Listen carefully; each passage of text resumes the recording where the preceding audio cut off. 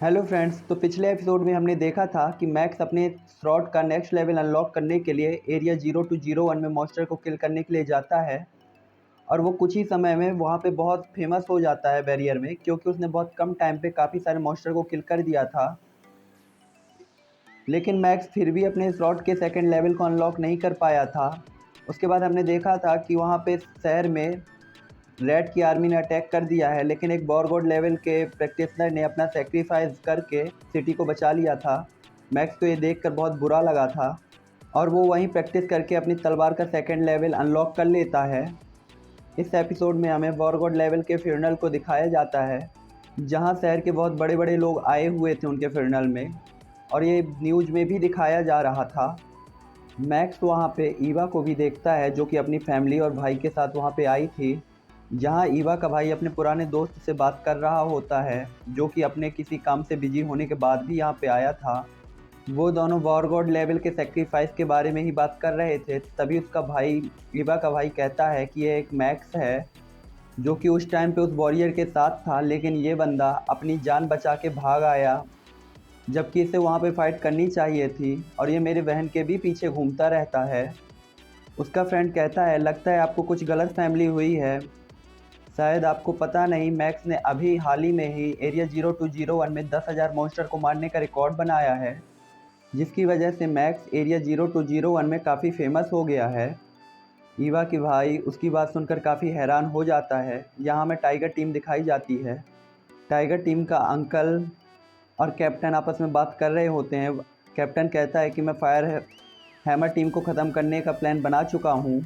हम lighting team के साथ एक मिशन में जाएंगे जो कि काफ़ी स्ट्रॉन्ग है, और फिर हम फायर टीम और लाइटिंग टीम को भिड़वा देंगे, जिससे lighting team fire hammer team को ख़त्म कर देगी और हमारा नाम भी नहीं आएगा। ये सुनकर अंकल खुश हो जाते हैं। तभी वहाँ पे हमें लाइटिंग टीम के 2 मेंबर्स दिखाए जाते हैं, जो कि वॉलिनास फैमिली से थे। मैक्स उनके बारे में देख कर मैं अपने कैप्टन से पूछता है, तो कैप्टन बताते हैं कि ये टॉप फैमिलीज़ में से एक फैमिली है जो कि काफ़ी स्ट्रॉन्ग है। वॉलिनास फैमिली के सभी लोग जनरल लेवल या उससे ऊपर के लेवल पे हैं। तभी हम देखते हैं कि वो दोनों टाइगर टीम के पास जाते हैं और एक बंदा टाइगर टीम के कैप्टन से हाथ मिलाता है। लाइटिंग टीम का मेंबर कहता है कि हम दोनों एक साथ मिशन पे जाने वाले हैं, इसीलिए तुम कोई भी गलती मत करना, क्योंकि टाइगर टीम में हमारे यंग मास्टर हैं जिनकी प्रोटेक्शन की जिम्मेदारी हमारे ऊपर रहेगी। जिस पे कैप्टन कहता है, ठीक है, हम कोई भी मिस्टेक नहीं करेंगे और हम ध्यान रखेंगे। तभी वहाँ पे एक वॉरियर आता है जिसे हमने फर्स्ट एपिसोड में देखा था। इसने मैक्स और ईवा की जान बचाई थी। उन्हें देखकर सभी लोग उनके सामने झुकते हैं। कैप्टन मैक्स को बताते हैं कि मैंने सुना है इनका लेवल वॉरगॉड लेवल के भी ऊपर है, और ये वर्ल्ड के टॉप वॉरियर्स में से एक हैं। इसके बाद वो सभी एक एक करके उस बॉरगॉड के फ्यूनरल में श्रद्धांजलि देते हैं। आगे हमें हैमर टीम दिखाई जाती है, जो कि जीटीआन हॉल में बैठ के उसी बॉरगॉड लेवल के प्रैक्टिशनर के बारे में चर्चा कर रहे थे। चैंगयू कैप्टन से कहता है कि लाइटिंग टीम के 2 बॉडीगार्ड्स टाइगर टीम से मिले थे, क्या आपको इसके बारे में आश्चर्य नहीं है? जिस पे कैप्टन कहते हैं, ये बात तो मुझे भी समझ नहीं आई। वॉलिनास फैमिली बहुत बड़ी है और उसमें बहुत सारे वॉरगॉड लेवल के प्रैक्टिशनर हैं। मुझे समझ नहीं आ रहा वो टाइगर टीम से क्यों मिले। मैक्स कैप्टन से पूछता है, उसमें इतने सारे प्रैक्टिशनर्स कैसे हैं वॉरगॉड लेवल के? तो कैप्टन उसे बताते हैं, वॉलिनास फैमिली बहुत बड़ी है और वो डीएनए के थ्रू एक दूसरे के अंदर ट्रांसफ़र हो जाती है पावर, इसलिए उसके सभी वॉरियर्स वॉरगॉड लेवल के प्रैक्टिशनर्स हैं। कैप्टन सभी से कहते हैं कि वॉरगॉड लेवल के प्रैक्टिशनर ने हमारी जान बचाने के लिए अपना सेक्रीफाइस कर दिया, इसलिए अब हमें भी एरिया 003 में जाकर प्रैक्टिस करनी चाहिए, और वहाँ पे बहुत सारे किंग लेवल के मॉन्स्टर भी हैं जिनमें से हम कुछ को मार देंगे और हमारी प्रैक्टिस भी हो जाएगी। साथ ही आसपास की सिटीज़ के ऊपर मॉन्स्टर का खतरा भी बहुत कम हो जाएगा, जिस पे वो सभी रेडी हो जाते हैं और आर्मी व्हीकल में बैठकर एरिया के बाहर आ जाते हैं। वहाँ पे काफ़ी हाई सिक्योरिटी थी, क्योंकि वह एरिया काफ़ी ख़तरनाक था। यहाँ हमें अंकल दिखाए जाते हैं, जो कि अपने कैप्टन से कहते हैं कि एक नोटिस जारी हुआ है जिसमें कहा गया है कि कोई भी प्रैक्टिशनर दूसरे प्रैक्टिशनर को नहीं मार सकता, तो हम हैमर टीम को कैसे ख़त्म करेंगे? तो कैप्टन कहता है कि हम लाइटिंग टीम को हैमर टीम से लड़ा देंगे, जिसके बाद लाइटिंग टीम हैमर टीम को अपने आप ख़त्म कर देगी। और किसी को कुछ भी पता नहीं चलेगा क्योंकि वोलिनास फैमिली बहुत बड़ी और पावरफुल है। यहाँ हमें हैमर टीम दिखाई जाती है जो कि एरिया 003 में पहुँच गई थी। उन पे एक high level flying beast attack कर देता है जिससे वो एक बिल्डिंग पे आ जाते हैं और उस मॉन्स्टर को मारने की स्ट्रेटजी बनाने लगते हैं। तभी उन्हें आवाज़ आती है और वो बाहर देखते हैं तो उन्हें दिखाया जाता है कि एक टू हेडेड स्नेक एक कमज़ोर टीम के ऊपर अटैक कर रहा था। वो टीम किसी और कंट्री की थी, लेकिन कैप्टन ये देखकर कहता है कि हमें उस टीम की मदद करनी चाहिए, आखिर हम सब प्रैक्टिशनर एक ही हैं। यहाँ टू हेडेड स्नेक उस प्रैक्टिशनर पे अटैक करने ही वाला था कि वहाँ मैक्स पहुँच जाता है और कैप्टन भी अटैक कर देते हैं जिससे वो स्नेक काफ़ी इंजर्ड हो जाता है। मैक्स अपनी लाइटिंग शॉट की सेकंड टेक्निक को यूज़ करता है और उस स्नेक को मार देता है जिससे सभी लोग काफ़ी खुश होते हैं। तभी हम वहाँ देखते हैं कि टाइगर टीम और लाइटिंग टीम भी पहुँच गई है और टाइगर टीम का कैप्टन लाइटिंग टीम से हैमर टीम के बारे में गलत बोलता है। लाइटिंग टीम का यंग मास्टर कहता है इस स्नेक के सारे पार्ट्स अब हम लेके जाएंगे। मैक्स को उनकी बात पसंद नहीं आती, लेकिन वो यंग मास्टर उन्हें जाने के लिए कहता है। न्यू टीम का मेंबर यंग मास्टर पर अटैक करने के लिए आगे बढ़ता है तो लाइटिंग टीम का स्नाइपर उनके वेपन को तोड़ देता है और उनके पैर पे गोली मारकर उन्हें काफ़ी इंजर्ड कर देता है।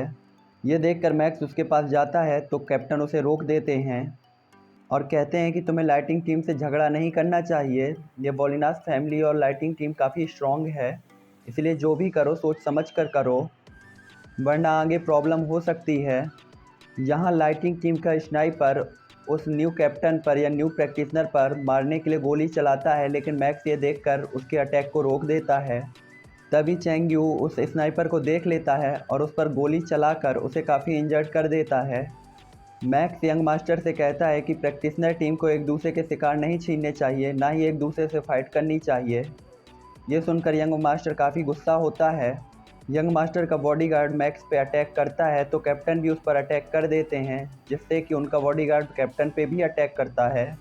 वो बॉडीगार्ड मैक्स पे काफ़ी अटैक करता है, लेकिन मैक्स डॉच करके बच जाता है और कहता है कि आप इस कैप्टन को यहाँ से जाने दो क्योंकि ये न्यू प्रैक्टिशनर काफ़ी घायल हो गया है और ये आपका सामना नहीं कर सकता। वो ओल्ड मैन इसके लिए मना कर देता है तो मैक्स चेंग्यू को यंग मास्टर पर अटैक करने के लिए कहता है। चेंग्यू गोली चला देता है, लेकिन मैक्स उस गोली को 2 टुकड़ों में काट देता है और कहता है मैं अगली बार उस गोली को नहीं रोकूंगा। और चेंग्यू का निशाना कभी भी चूकता नहीं है। अगर तुम अपने यंग मास्टर को बताना चाहते हो तो यहाँ से चले जाओ। वो ओल्ड मैन इस बात के लिए एग्री हो जाता है तो एक मेंबर उन्हें रोकता है तो ओल्ड मैन कहता है कि यंग मास्टर की सेफ्टी हमारे लिए सबसे ज़रूरी है क्योंकि हम उनके बॉडीगार्ड हैं। इसके बाद लाइटिंग टीम वहाँ से चली जाती है। टाइगर टीम भी जाने लगती है। अंकल मैक्स को देखकर कहते हैं तुम काफ़ी लकी हो, लेकिन तुम्हें हर बार मौका नहीं मिलेगा।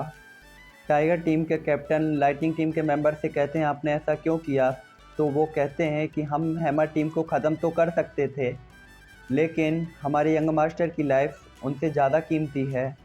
टाइगर टीम का कैप्टन इस बात को सुनकर चुप हो जाता है क्योंकि उनका प्लान फेल हो गया था। अंकल कैप्टन से कहता है अब हम क्या करें, तो कैप्टन कहते हैं मैं कुछ सोचता हूँ, तुम परेशान मत हो। यहाँ हमें हैमर टीम दिखाई जाती है जहाँ पे कैप्टन और चेंग्यू बात कर रहे होते हैं। कैप्टन समझ गए थे कि ये टाइगर टीम की चाल थी ताकि वो हैमर टीम को ख़त्म कर सके। कैप्टन कहते हैं कि अगर हम अगली बार उनसे मिलते हैं तो हम उन्हें नहीं छोड़ेंगे। तब मैक्स कहता है कि अभी हमारे लिए सही यही होगा कि आप सब इंडियन टीम के साथ वापस सिटी पे चले जाएं। जिस पे कैप्टन कहते हैं कि तुम ऐसी बातें क्यों कर रहे हो, तो मैक्स कहता है कि यंग मास्टर के बॉडीगार्ड काफ़ी स्ट्रॉन्ग हैं और उन्होंने हमें इस बार सिर्फ यंग मास्टर के लिए ही छोड़ दिया था। वो अगली बार हमें मौका नहीं देंगे और बदला ज़रूर लेंगे। ये सुनकर कैप्टन वापस जाने के लिए एग्री हो जाता है। तब चेंग्यू मैक्स से कहता है कि तुम हमारे साथ क्यों नहीं चलते। मैक्स कहता है मैं लाइटिंग टीम का पीछा करूंगा ताकि मैं उनके अगले स्टेप के बारे में जानकारी ला सकूं। चेंग्यू मैक्स के साथ चलने के लिए कहता है तो मैक्स कह देता है इसकी कोई भी ज़रूरत नहीं है, तुम परेशान मत हो। मैं एक स्पिरिचुअल मास्टर हूँ और मैं अपनी स्पिरिचुअल पावर का यूज करके उनसे बच सकता हूँ। जिस पे वो एग्री हो जाते हैं। कैप्टन मैक्स से कहते हैं कि उनका पीछा करते वक्त तुम्हें काफ़ी सिक्योर रहना चाहिए क्योंकि वो बॉडीगार्ड तुम्हें आसानी से मार सकते हैं, इसीलिए अगर तुम पकड़े जाओ तो वहाँ से भाग जाना।